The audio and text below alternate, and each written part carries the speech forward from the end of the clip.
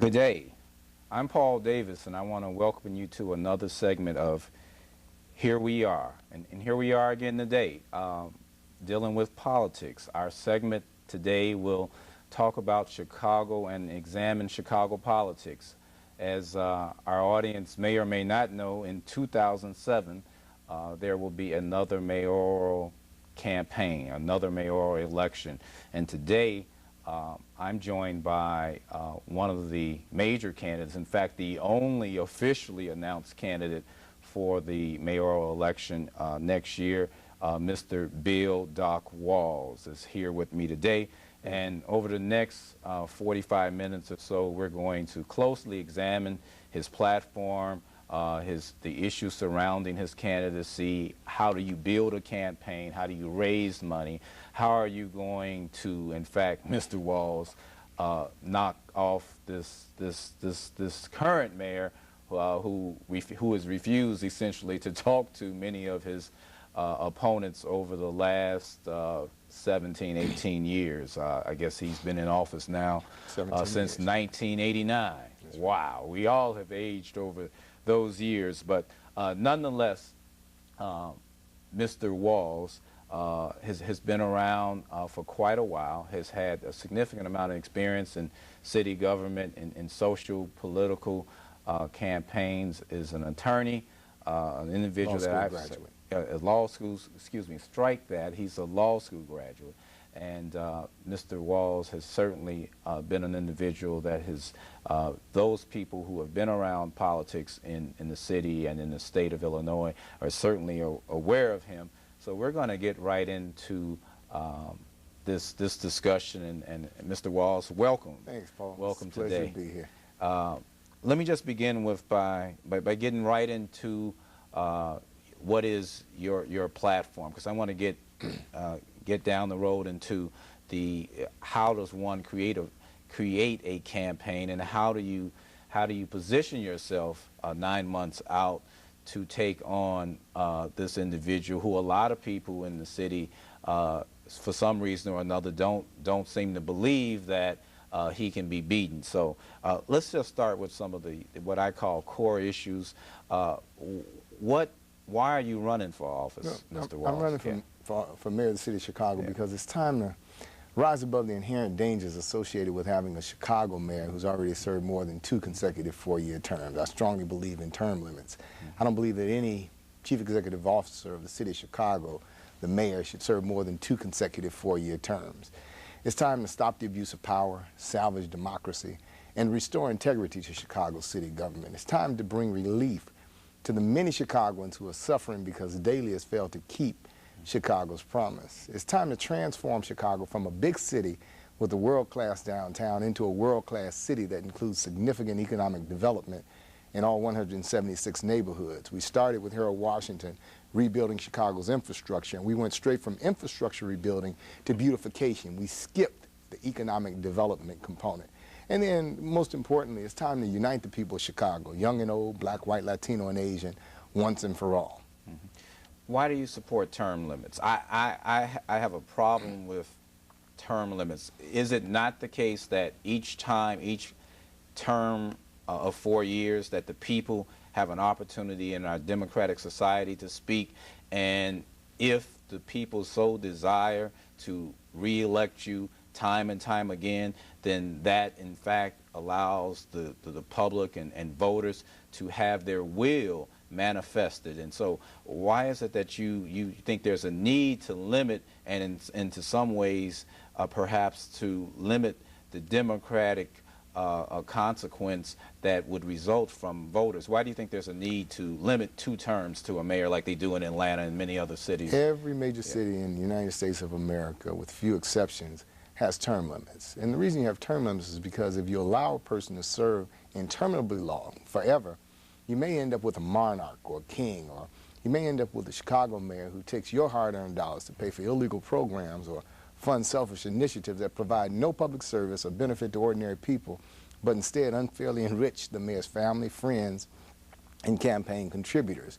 You end up with a mayor who's able to use public resources to continue their political fiefdom. In the case of Chicago, by way of example, You have this hiring scandal in Chicago where city employees and those persons who aspired to become city employees were forced to do political work to get either an advancement or get a job. So that gives a mayor an unfair advantage. So I think that for those kinds of reasons, you have to mandate by law that no mayor can serve more than 2 consecutive 4-year terms. In the banking business, bankers are required to take 2 weeks off because someone needs to come back and look at the book. So it's a safeguard built in, even if the voters fail to exercise their will or if a system is built against them such that they can't exercise their will fairly.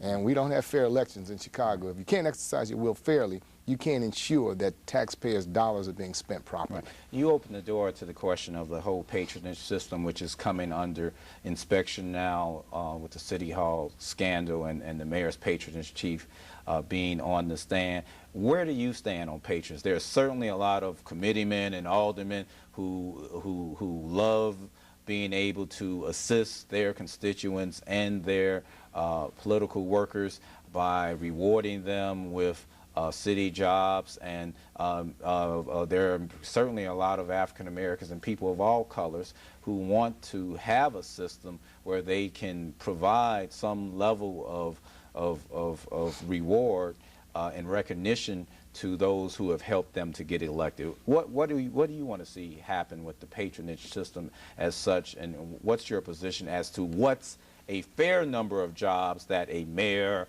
or alderman or elected officials ought to have discretion over and authority over, but as it relates to the city of Chicago, what's your position on this whole? One of the very first things Harold Washington did, as you well know, because you were part of that administration, as was I, was establish the Freedom of Information Act. Following the Freedom of Information Act, he signed the Shackman Decree, and the Shackman Decree said that there would be no hiring based or hiring or promotions based on political activity. Politics was not the consideration, and that's a fair decision, and that is the law that we labor under right now here in the city of Chicago. So the law is a law, but it exempts 1,000 policy-making positions. Those are managerial positions that are necessary for the mayor to have complete discretion over to ensure that he's able to exercise the people's will. Is that enough in your opinion? 1,000? I think that 1,000 is sufficient for a mayor to exercise that will. But then you have the other intangibles built into any considerations when it comes to jobs. And those are people knowing, liking, and trusting other people. Those things factor in anyway. But when you have a systematic scheme that excludes all persons except those persons who are favored or blessed or who've done political work, then you violated the law and you violated the spirit of the law. And that's the case right now. You had a system in the city of Chicago where the Mayor's Office of Intergovernmental Affairs would provide a list to the hiring directors in the various departments, particularly water and streets and sanitation and some other departments, major departments, and they would tell them who to hire. All other persons were excluded right from the word go. It didn't matter how well qualified they were. It didn't matter how well they performed on tests. It didn't even matter if they paid for those tests. They had no opportunity to get the job. And when that becomes the case, we've gone too far. And this mayor When there's a question of qualifications as it relates to safety positions, when it relates to public welfare, do you view those jobs that have allowed individuals, notwithstanding their credentials or their skills or their qualifications, or lack thereof, or lack thereof, do you see those jobs, those individuals who've been able to bypass at least the writings or the spirit of the Shackman decision, do you see that as a policy breach, or do you see that as a violation of the law? It's a violation of the law. Yeah. Any chief executive officer, be it in private industry or the public realm, will tell you that safety is job one, and you have to take safety very, very seriously. We have a commitment to an irreproachable public safety service. That not only includes the police department and fire department, but also includes the Department of Inspectional Services. This mayor, Daley, hired young 19-year-olds who were not qualified to evaluate structures in the city of Chicago and place them in the Department of Inspectional Services. And in that capacity, they make determinations that decide people's fate, their safety, their well-being. If a person's not qualified to do that and you place them in that position, you're jeopardizing everyone who enters that particular building. So you have to take things like that very, very seriously. And you have to have a commitment to superior public education in the city of Chicago. And you have to have a commitment to certain things that are mandated by law. Public safety, education, jobs creation, those things are necessary. But when you violate public safety, you're violating the law. Right.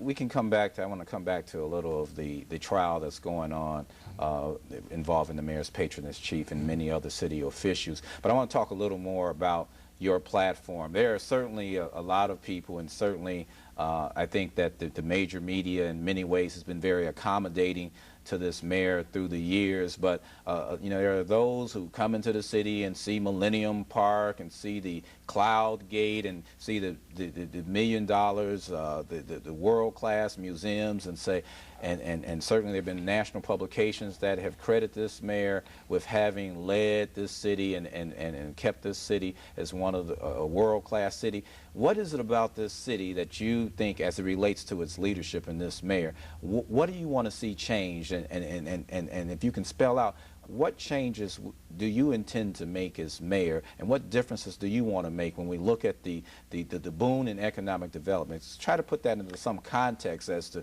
why Bill Walz wants to be mayor, and what is it that needs to be changed in this city? Reader's Digest looked at the city of Chicago and all other cities around this country and determined that Chicago is the dirtiest city in America.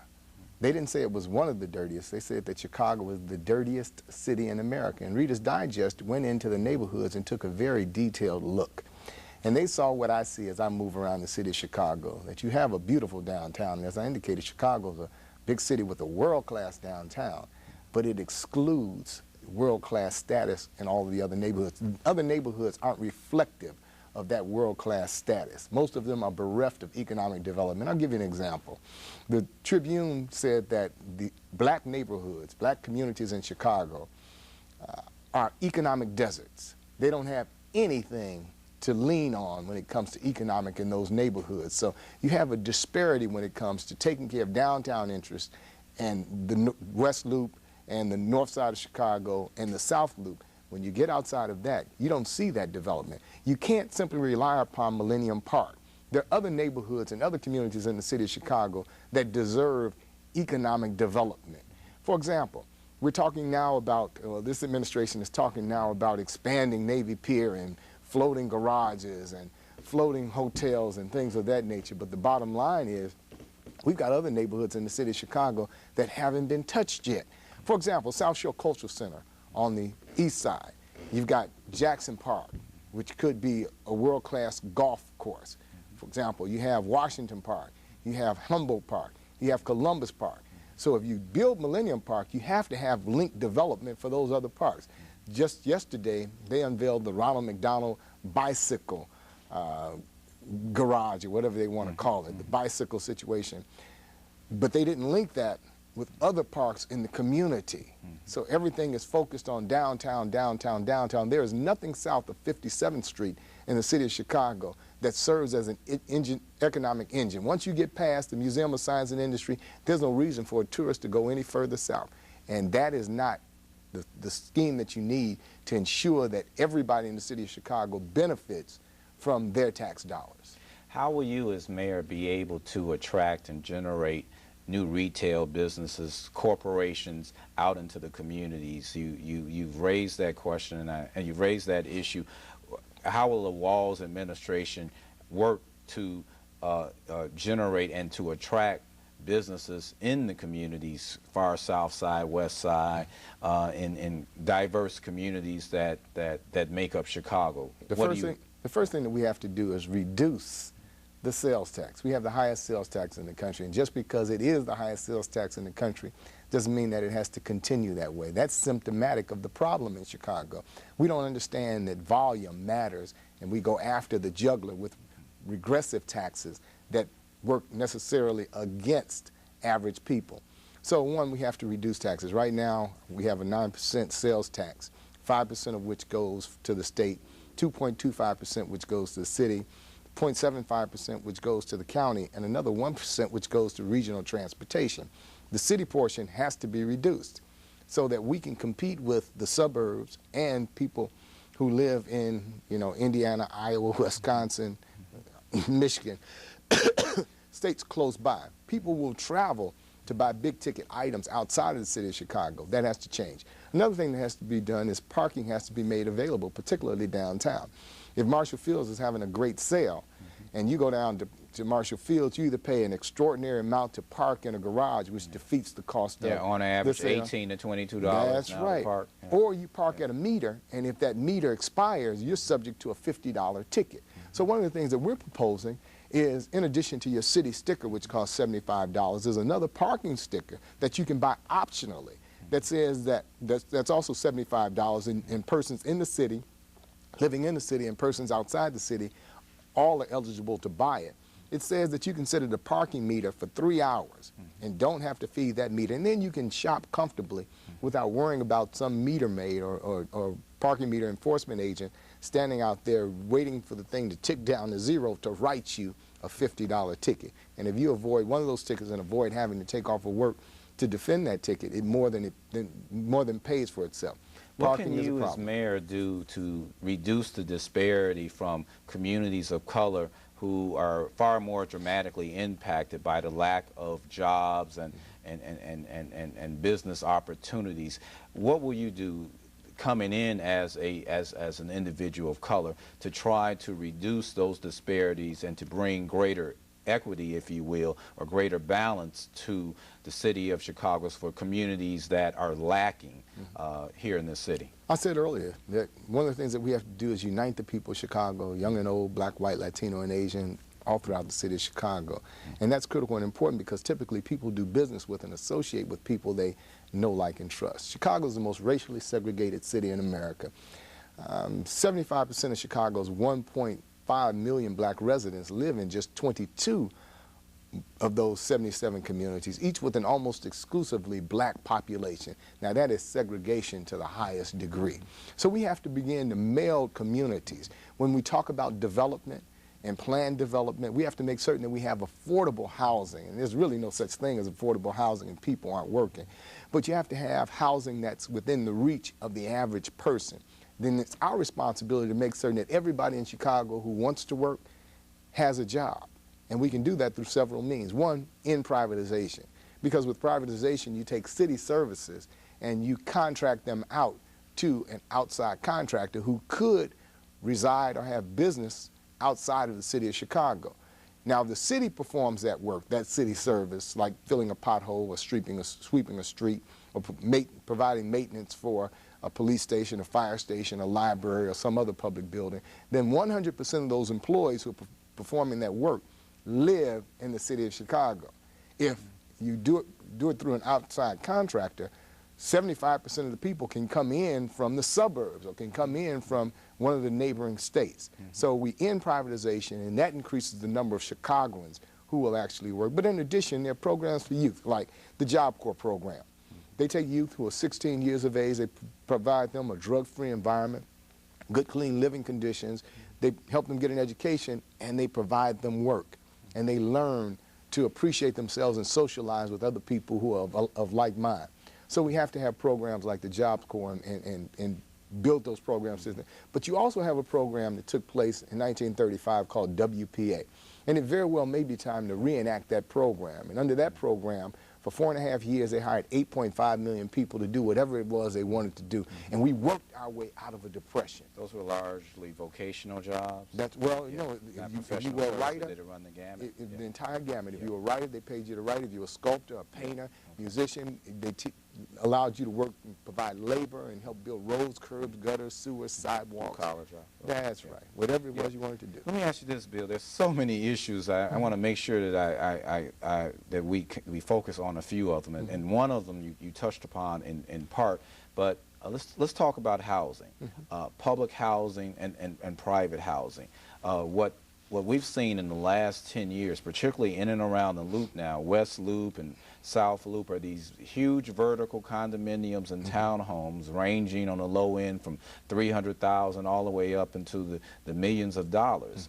And yet I've heard this mayor talk about creating a more diverse housing stock, and yet, you know, to some extent, to his credit, with the dismantling of much of the public housing vertical buildings now, that has been in many ways a breath of fresh air for communities that were saddled with drug and crime abuse, notwithstanding, not saying that the crime has dissipated, but my question is, how do you view your administration being able to provide some degree of balance? Because as it appears now, to some extent, there appears to be a favoring of upper income individuals in terms of their ability to build housing, and certainly that's going to put more.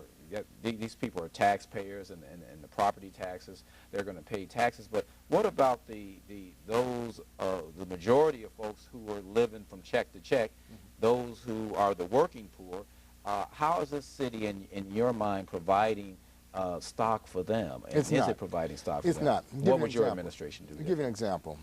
There are 10,000 vacant lots in the city of Chicago that are under city control, that the city owns. Those 10,000 vacant lots are not on the tax roll, so that means that they're not contributing to fund education. We built Millennium Park at a cost of $500 million. That same $500 million could have been used to build $10,000, $50,000 homes under a Habitat for Humanity kind of concept, where the people who are going to live in those homes and neighbors help to build that home to reduce the cost of labor. Nothing like that was even considered in the city of Chicago, and that's the kind of vision that we have in terms of making housing affordable for people and making it available to people. Now, the Chicago Housing Authority, major high-rises, had outlived their usefulness in a very real sense. But this mayor had no concept of how to go about restructuring people's lives and providing them an opportunity to remain in their communities. Where are those people? Most of those people, where are they living now? They've just been dispersed, one, throughout the city of Chicago prior to 1999, but after 1999, forcibly sent out to the suburbs by way of Section 8 vouchers, which were one-way vouchers. And initially, many of those people thought that they would be allowed to come back into the city of Chicago, but they found that those were one-way vouchers. So you disrupt their lives. People of color? Yeah, most of them are black people. Probably 95% of them are black people. You disrupt people's lives when you take them away from their home. Home is not only a place where you lay your head at night and a place that shelters you from the elements. It's that place that's close to church, close to your family, close to your friends. It's the neighborhood that you're comfortable in, and the neighborhood that you feel safe in. So they uprooted all of these people with no way to come back. Now, they put them in the suburbs. Do you think this has had racial overtones? It certainly does. 95% of the people that have been displaced are black people? It's certainly black and poor people, absolutely. It has racial and social economic overtones. When you put people in an area where there are limited jobs, where there's no real transportation, and you know these people don't have transportation. 38% of the people in the city of Chicago don't have their own transportation and rely upon public transportation. So when you put them under those circumstances, they can't afford economically to maintain themselves. So it certainly has those kind of implications when particularly all of those persons or most of those persons are one persuasion. Now, one of the things that Daley said was he didn't think that it was good to have communities that were homogeneous, people all of one color. Well, that's what he's creating when you create these high-rises in the city of Chicago that only whites can afford to live in, as you aptly pointed out. So you're doing the reverse of what you said was true. No question, no question. Let's move on to education. Under Paul Vallis' years, there was a lot of pomp and circumstance that the mayor had taken control of. I've been in meetings with the mayor where the mayor said that until he took control of the schools back in '99, essentially he wasn't responsible for the schools. I differ with that. He'd been mayor since 1989, but the publications that had so much trumpeted his taking quote-unquote responsibility, if you will, have also reported in recent months that only 1 out of 6 of our students are going on to a college education. And despite many of the minimal gains talked about by Arne Duncan and CPS, clearly still most black folks and Hispanic folks would not disagree with the statement that our kids aren't really learning. That's right. No, at a actually, level where they're being able to compete in the marketplace in this technologically sophisticated economy where jobs are so tough to come by. And so, having said that, what needs to happen to this school system, and what will you do as mayor to begin to try to change this culture where so many of students of color in particular just simply aren't coming out of schools? Johnny's not being able to read still, and that's the fact of the matter. And our kids, for notwithstanding all the publicity, these kids aren't leaving the school system equipped with the fundamentals of reading, writing, and arithmetic. How will you try to change that paradigm? Actually, the facts are worse than that. He took over the schools in 1995 by authority of the state legislature, and that gave him the complete authority over Chicago Public Schools. And the recent reports are that only 6 out of 100, 6.9 out of 100 students from Chicago Public Schools ever get a high school education over at least within 6 years. So the record is dismal when it comes to that. The problem with Chicago Public Schools is Mayor Daley's Renaissance 2010. That's the problem. That's a diabolical initiative designed to weaken the foundation of public education and facilitate the privatization of schools. And if that program is allowed to run its course, it'll decimate the ranks of the Chicago's teachers union by denying that union the right to organize charter school employees, demoralize teachers by slashing their salaries and benefits and lessening their job security. And then it disconnects parents and educational community activists from the formal process by reducing the number of elected local school councils. Charter schools can't have elected local school councils. And most importantly, though, it denies our children the right and the opportunity to attend desirable public schools right in their own neighborhood. So what do we have to do? The first thing that we need in the city of Chicago is fewer charter schools. We need what are called community schools. And with a community school, rather than giving the keys to the building, the school building, to a private entity, you allow them to come in and partner with the school. For example, if Microsoft wants to be involved in education in the city of Chicago, you allow them to come at 6 o'clock in the morning until 8 o'clock and turn the lights on and feed children breakfast, let them participate in yoga, let them engage in some tutoring, allow them to get on the computers to complete homework assignments, allow them to explore their hearts, their minds, and their talents. And then at 8 o'clock, Chicago Public Schools takes over, and you have union teachers who are well paid. You pay teachers who have higher degrees more and pay administrators a whole lot less. Currently in Chicago Public Schools, what happens is the more degrees you get, the further they move you away from the students. They move you up the ladder in terms of administration. So I would incentivize for teachers to get closer to the students, especially those with more degrees, but you also have to have merit pay or some kind of bonus that recognizes their work and their accomplishment. You then have to have the local school council system? Yeah, I support the local school council system. You also have to have a citywide curriculum so that the children on the north side, the children on the west side, the children on the south side, southeast side, southwest side are all learning the exact same thing at the exact same time, using the same or similar textbooks.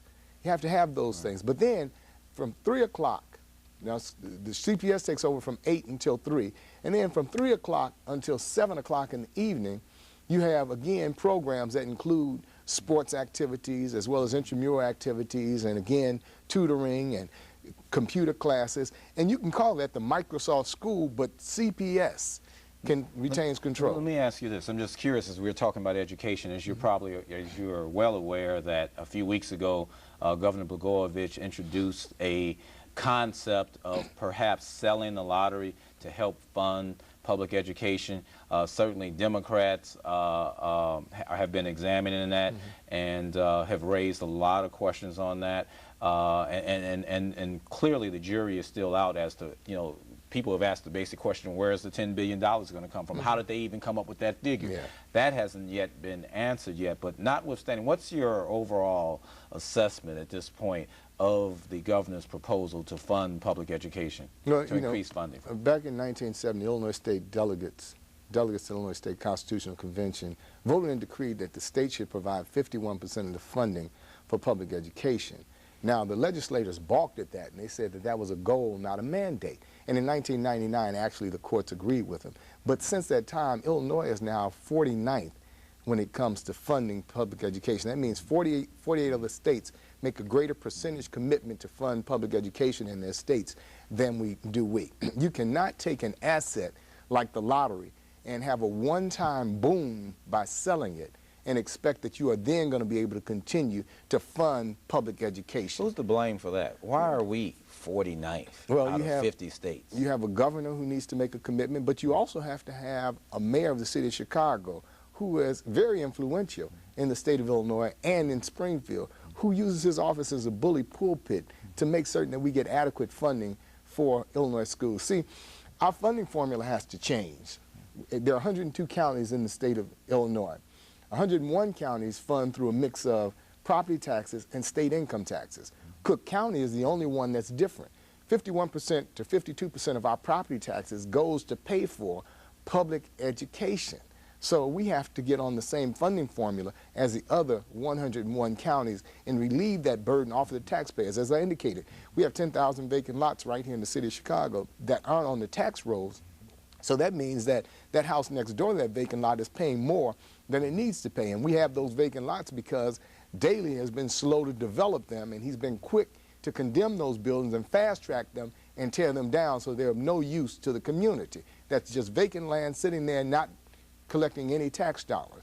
So the problem stems from a legislature which fails to make a commitment to fund education, and some downstate legislators who will tell you, I didn't come here to build schools, I came to build jails. They'd rather incarcerate youth than educate youth. So you have to have a holistic approach. You have to have involvement from the Board of Education, the principals, the administrators, the teachers, the parents, the educational community activists, and the students themselves, all committed to seeing more money go in and making those kinds of demands of legislators from throughout the state. Let me talk about this. I tend to think that we're at 2006, that the city of Chicago racially, you talked about a little earlier about how so many of our communities remain so segregated, but notwithstanding that, that's true. But I tend to think that our communities also are more receptive of diversity. What do I, and I say that, and I'd like to get your thoughts on it.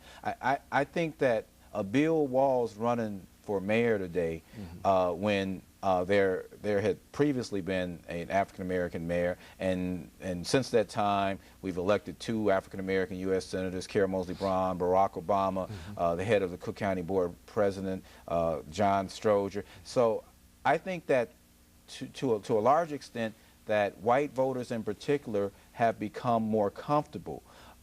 Certainly the cultural differences aside, that white voters, Anglo-Saxons, have been more comfortable in understanding through these efforts and through having the opportunity to witness and experience African-American leadership, and to understand that that leadership doesn't necessarily differ with philosophically those from their own race. So I think to some extent that a Bill Walz candidacy won't be viewed in the same context of a Harold Washington because of the years that have gone by and through the gains that African Americans have made across the board in so many fields, that certainly, and not just in the entertainment and sports industry, but across the board in business and what have you. So your campaign, you tell me as we get into the nuts and bolts of your campaign, how do you view positioning yourself and your candidacy for mayor in the context of the racial groups in the city of Chicago? How are you going to run your campaign? You know, Harold talked about building a coalition. How do you view the sort of racial differences and the whole racial landscape today as opposed to 25 years ago, and how do you then set the tone as clearly an African American, but as a candidate perhaps beyond color? How do you view that issue? Very good question. You know, as most of your viewers probably know, a coalition is a merger of multiple groups with diverse and different overall objectives. And the key is this: these otherwise unrelated groups band together to accomplish a common political mission because they recognize that it's good for every single group in the city of Chicago. You have to start with a base as a politician, and by virtue of the fact that I am an African American, my base is first the African American community. But then you have to broaden that base, and you have to reach out and develop coalitions with progressives, whites, Latinos, Asians. You have to include everybody in the equation, and that's something that we've been able to do pretty successfully to date. My organization, the organization I direct, is called the Committee for a Better Chicago. One of the things that we specialize in is coalition building. And every veteran political aficionado knows that a truly broad-based coalition is very rare. But we're extremely proud of our ability to bring people from all across the city of Chicago, blacks, whites, Latinos, and Asians, who simply love the city of Chicago. And as a result of that, we go beyond just targeting just the 1.3, 1.5 million African Americans in the city of Chicago, and we're targeting those people in the 19th ward of the city of Chicago, and in the 14th ward of the city of Chicago, and on the lakefront in the 49th ward, and on the northwest side. This is a campaign that's reaching out to everybody, and people are reaching back. We are greatly received by people all throughout the city of Chicago. See, when Harold Washington was running for office, Chicago was a city totally divided, strictly along racial lines. But now, for a lot of people, it's social and economics. It's not just race. So race is one of the factors, but it's not the only factor. So the thing that we have to do, is, of course, is reach out to the African American community, because for Harold Washington to win over Bernard Epton in the general election, it took a 95% black voter turnout, with 98% of those black folks voting for Harold Washington, but it also took a significant number of Latinos and a significant number of progressive whites in the city of Chicago and Asians who also voted for Harold Washington. So you can never ignore coalitions or underestimate their importance. You always have to reach out. So we seek to unify the city by promoting culture and diversity sensitivity amongst people of all ages, races, socioeconomic backgrounds, religious persuasions, and sexual orientations, because none of us is any better than the rest of us, and we can't afford to leave anybody out of the equation. Let's get into the elements that build for a winning campaign. As was the case some 20 years ago when Harold was mayor, in 1983, there was the question of whether or not an African American could indeed be elected. There was the question of one's ability, one's qualifications, one's credibility. How does the Bill Walz campaign institute or acquire or establish itself as a credible campaign? How do you establish yourself as a brand that people can believe in, that you're just not out here running for mayor on some ego trip, or because you've already said you're certainly not running as a black candidate, you're evident that. How do you establish the credibility? And let's get into the components of a campaign. That is the fundraising issue, but how do you establish yourself as a credible, viable candidate? How do you do that, Bill? What's your plan? You can never build a campaign on emotion. As a matter of fact, popular politicians win beauty pageants and popularity contests. Al Gore, he got more votes than George Bush in 2000. But political strategists win elections, especially tough, hard-fought elections. Karl Rove made sure that they controlled the political apparatus in Florida. Thus, George Bush was able to take the seat. In 2004, Karl Rove controlled the political apparatus in Ohio. Thus, they were able to retain the seat. So here in the city of Chicago, we have the Chicago Board of Elections. The Chicago Board of Elections determines what happens in elections. They, pay the judges, monitor the election itself, report the results. So we have to ensure that there's a fair Chicago Board of Elections. And that's one of the first things that we've engaged in, making certain that, one, the Board of Elections is responsive to the people of the city of Chicago and not going to continue to do the kind of things that it's already done or proven itself capable of doing in the past, which is showing, favoritism towards Mayor Daley or some bias towards Mayor Daley.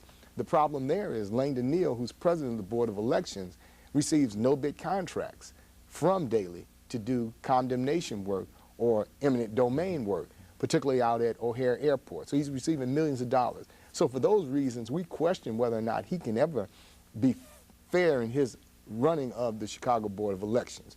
The second thing that has to happen is we have to have election judges who are not appointed by Democrat and Republican committeemen. We have a nonpartisan election in the city of Chicago. So if we have a nonpartisan election, then partisan committeemen should not appoint those judges. Those judges should be appointed by the candidates themselves. So we're pursuing that course from a legal perspective, but also petitioning state legislators to adjust the law accordingly. But we're attacking it from. But now, in terms of actually delivering votes, Yeah, let's we're talk about developing it, a and I block by understand, block, yeah, precinct by precinct organization that will be capable of delivering 555,000 votes on Election Day. That's what's absolutely necessary for us to ensure victory in the city of Chicago. So how do we do that? First, an aggressive voter registration campaign. We're committed to registering probably another 200,000 new voters in the city of Chicago. To date, we've registered almost another 100,000. We've added 100,000 to the rolls. So we're adding 200,000 more new voters to the rolls. We're ensuring that we get tremendous support throughout the community by getting out here and talking to groups and organizations all over the city of Chicago. And then the next thing that we're doing is we're raising $3 million. That's more money than any candidate has ever had to run against Daley. How do we do that? Simply, we don't want to be beholden to special interests. We don't want to be beholden to big business. So we're identifying 3,000 people, each of whom will raise or contribute a minimum of $1,000. And I said raise or contribute. If they don't have it, then they can raise it from family members, friends, neighbors, and from people in their community. And we're doing really well in terms of identifying those folks and getting pledges and commitments from people. And people are going out selling fundraising tickets and developing their own means of fundraising to do just that. But some people are able to write checks. So we understand that there are 5 stages to a campaign: management, message, money, media, and manpower. The reason you raise money is to control your own media so you can get your message out. And that's something that no candidate running against Daley has ever been able to do, effectively get their message out. And are you concerned about the prospect that a individual, an African American with perhaps more name recognition and more financial resources, say an individual, and I'm not going to toss out a name, but an individual who would enter the race with a couple of $1 million, and that the community would be far more knowledgeable of, and just in terms of their name. Do you anticipate something, and I know that's a hypothetical, but a lot of folks in the community have on occasion said that that raised this question of viability, and that can be so subjective, as you're well aware. One being qualified and viability don't necessarily mean the same thing, but as it relates to the prospect of an individual that may have more name recognition, that may have more money, how will a Bill Walz campaign, if that were to occur 3 months from now, after the 5 months from now, after November election, and an individual pop up and enter this race? It's interesting. You know, when Harold Washington ran in 1977, he only got 11,000 votes. And for that reason, the media discounted Harold Washington and considered him to be a has-been. And a lot of folks don't even know he ran for mayor in 77. He ran for mayor in 1977 against Mayor Daley and only got 11,000 votes. So the media automatically That's the first him. Mayor Daley. That's right, the real Mayor Daley. Right. So for that reason, in 1982, August, when the Sun-Times and Tribune began doing articles about who could be the first black mayor of the city of Chicago, they mentioned 4 names consistently: Cecil Partee, Wilson Frost, Roland Burris, and Dick Newhouse. And they would never mention Harold Washington's name. But Harold Washington was carefully building all the while. Barack Obama ran against Bobby Rush for Congress and only got a few thousand votes. Oh, absolutely. And he had no name recognition. People would say, Barack who? Now everybody knows his name. It doesn't take much to get name recognition and develop name. So it's not a name game. You know, as I said earlier, popular politicians win popularity contests, but political strategists win election. And if you don't have someone out here right now who's trying to appeal to those young people who in August and September are going to go away to college and make certain that they leave with absentee ballots in hand, enough to feed the other persons who are in on their college campus who are from Chicago and ensure that they can vote absentee. If you're not going after those people who may grace vote during that 12-day period after voter registration closed, approximately beginning January 27th of 2006. If you're not trying to impress them right now, if you're not going after those people who will also vote early in the election, you're missing the boat. So we're beginning, as I indicated, by going after the Board of Elections so we can control the Board of Elections, so we're not just running, so we're positioning ourselves to actually win. And that's the difference between me and any other name that may crop up. I'm doing the kind of work necessary to ensure victory. See, we've had a lot of big name people run against Mayor Daley, but it's not about big names. It's about who can actually deliver the requisite number of votes to ensure victory. And that's the hard work. That's the kind of hard work that Harold Washington did. And that's the kind of work that we're doing right now. Your campaign, many of the naysayers, you've heard the naysayers, and we'll continue to hear them along the campaign trail. But what do you say to those? I mean, one of the questions among those that are asked is, well, who's supporting him? That's one of the most obvious ones. There are no elected officials. There are essentially no big name people. How do you address the question of a lack of perceived notable support, if you will? Harold Washington didn't have notable support. I mean, the first alderman to support Harold Washington was Eugene Sawyer. After that, there were very, very few. Cliff Kelly then came on board and supported Harold Washington. Cliff Kelly is one of my biggest supporters, too, by the way, ironically. But we have support from the grassroots, from organizations. The Committee for a Better Chicago is made up of about 120 to 150 powerful organizations in the city of Chicago, and their leadership and their membership are supporting this campaign. So we're developing a true grassroots organization and true grassroots support that will yield the requisite number of votes when the time is right. And our support is not invisible. As you move throughout the city of Chicago, you hear people talking about Bill Walls, the next mayor of the city of Chicago. You see people distributing our literature everywhere they go, or you run into people who say, hey, I received a piece of literature from you, because your people are going door to door. We have the most sophisticated political organization anyone has ever seen, bar none. And you can find that if you go to www.wallsformayor.com. On our website, it lists, to this date, about 350, 400, maybe even 500 people who are committed to this campaign, who are working every day towards my election because they know it's good for the city of Chicago. But Bill, people aren't voting. People aren't voting. You know the turnout of the last election. It was less than a third, and in our community, it was right there. It was a 32%? Less than that. People, so, 68% of the people aren't voting. Here's the interesting How are we thing. going to turn that around? Here's the interesting thing. Black folks aren't voting, white folks aren't voting, Latinos aren't voting. People aren't voting. In fact, those people we talked about that are affording to move into these $500,000 condos and up, they're not even registered, a lot of them. They're not voting either, obviously. So how do you get people engaged in the electoral process? Two things. That's going to help you. What I mentioned earlier, we're registering new voters all the time. And as I indicated, our overall goal from 3 years ago was 300,000 new registered voters, and we're certainly on track for that. We expect that we're going to reach that peak of 300,000 new voters. Interestingly enough, in 1999, there were 1,400,000 registered voters in the city of Chicago. That year, Daley ran for re-election and only got 429,000 votes. That means 1 million people did not vote for him. Again, in 2003, there were 1.4 million registered voters in the city of Chicago. Daley ran for re-election. He got 70,000 fewer votes. He only got 363,000 votes. That means only 1 out of 4 people voted for him. In other words, 3 out of 4 did not vote for Mayor Daley. So it's not as though he's some popular vote-getting machine. It's just that people vote for someone and not against someone. Arguably, there hasn't been a candidate for mayor as competent and qualified as I am since Harold Washington. And that is the consensus of most people that I encounter on a regular and ongoing basis. And that's why people are getting excited about our election, and they're buzzing about our election and getting involved.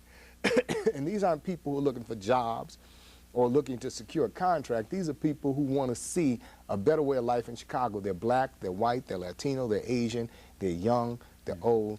These are people who want to see Chicago go in a different direction. So the time is right. But Bill, there really hasn't been a shortage of issues to run against daily through the years. Quite frankly, there's been the issue of housing, education, economic development. There's been no shortage of issues, but Mayor Daley also has given little opportunity once the campaign started for a serious examination and a discussion, i.e. debate, has not occurred since 1983. I think this takes place without a What type of Mayor Daley debate are you going to cause? What sort of fervor are you going to cause to try to get this mayor to closely examine these issues in a dialogue with you and anyone else who might get into the race? If Daley gets in a dialogue to discuss these issues, that's gravy on top of the mashed potatoes. But the bottom line is we have to make mashed potatoes. And that's why we're raising $3 million so that we can define ourselves in the media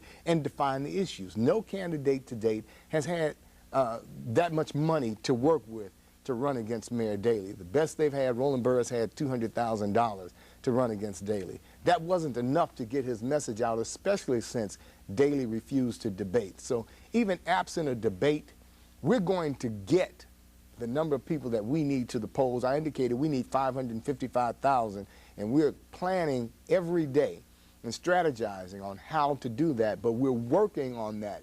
We're not just talking about it, we're doing it, and it's evident in everything that we do. So this campaign is unlike any campaign ever before. Yes, there are issues out here, and yes, there are issues that resonate with people, but you've never had this kind of movement. We're much further ahead than we were in 1982 when Harold Washington took on Jane Byrne and Rich Daley. It was June when Lou Palmer said, "We shall see," in '83. And we hadn't even begun to talk mayoral politics. And then it was August before we boycotted Chicago Fest. So politics hadn't even started rolling there. When Barack Obama was 10 months out of his election, he was considered to be a loser because, what's his name, Paul, his opponent. Anyway. Right. Well, yeah. Dan Hines, in the Dan Democratic Hines, primary was among the opponents. And they were much further ahead than he was, so it wasn't even projected that he was going to be a winner at that point in time. So we're so much further ahead in terms of political sophistication, and we're not relying on the media.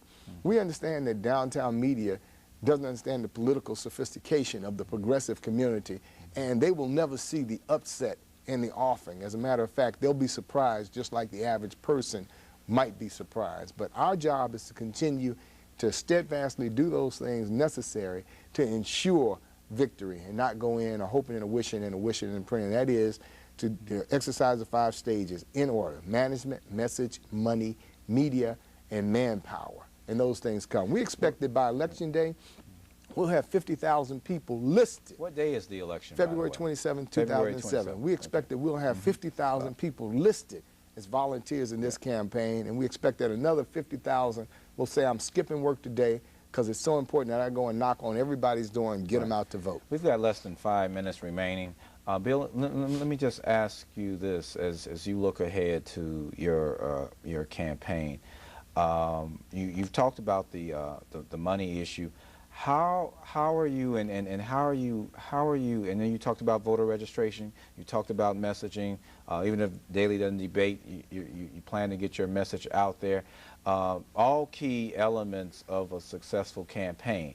But as you also indicated, that people tend to now vote against something before they vote for something. I think they vote for. You think they vote for something as opposed to against remember something? with Harold Washington? Harold Washington was losing dismally. They didn't even want him to participate in the debate between Jane Byrne and Richard Daley because he was polling so poorly. They didn't take him seriously.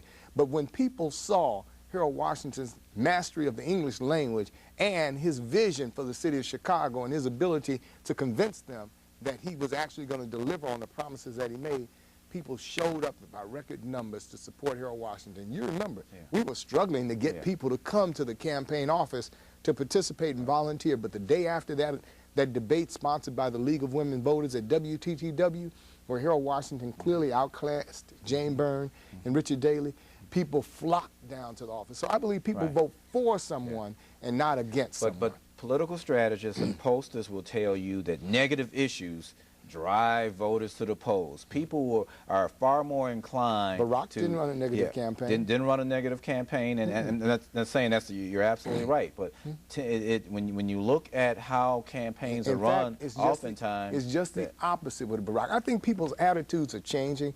People are sick that was and sort of tired. aberrational too. But Well, I guess the point that I'm making. even in the thing that cost any pointage and yardage for Ray Nagin in New Orleans were his negative comments. Those cost him. It was when he finally developed a healing message that people gravitated. I think people's attitudes People are changing. oftentimes, though, take negative issues as issues. I mean, issues of housing, issues of economic development.